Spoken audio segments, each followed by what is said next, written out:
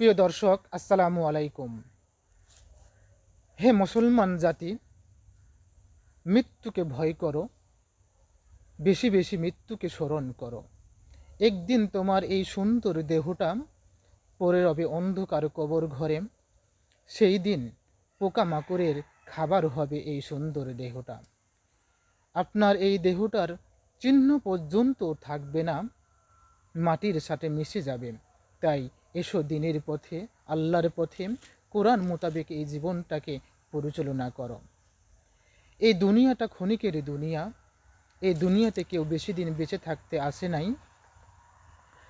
আপনি যদি পরকালের দুনিয়া নিয়ে ভাবেন, তাহলেই আপনার জীবন শান্তিময়, সুখময় হয়ে উঠবে। এবং আল্লাহ তাআলার যে হুকুম দিয়েছেন, আল কোরআন দিয়েছে, সেই কোরআন মোতাবেক আপনি জীবনটাকে পরিচালনা করলেন, আপনি পরকালে শান্তি পাবেন, পরকালে মহান আল্লাহ তাআলার সন্তুষ্টি লাভ করতে পারবেন। তাই মৃত্যুকে বেশি বেশি ভয় করুন। দেখুন ছবিতে এই মৃত ব্যক্তির দেহটা কিভাবে পোকাতে কুরে কুরে খাইছে, গলে পচে মাটির সাথে মিশে যাচ্ছে। তাই এই দেহকে নিয়ে বড়াই করো না, অহংকার করো না, এই রূপকে নিয়ে বড়াই করো না। একদিন আমাদেরকে সেই অন্ধকার কবর ঘরে যেতে হবে এবং এইরকম ভাবে আমাদের দেহটা পোকাতে কুরে কুরে খাবে। এই দেহের কোনো চিহ্ন থাকবে না। তাই থাকতে সময়ের মূল্য দিতে শিখো এবং মহান আল্লাহ তাআলার যে বিধিবিধান দিয়েছে, সেই বিধিবিধান মেনে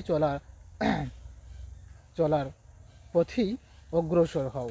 যদি সেই বিধিবিধান মেনে পথে চলতে পারো, তাহলে আল্লাহর নৈকট্য লাভ করতে পারবেন। নবী করিম সাল্লাল্লাহু আলাইহি ওয়াসাল্লাম মানুষকে দেখিয়ে দিয়েছেন কিভাবে জীবন ব্যবস্থা করতে হবে, জীবন পরিচালনা করতে হবে। সেই পথ দেখিয়ে দিয়েছেন।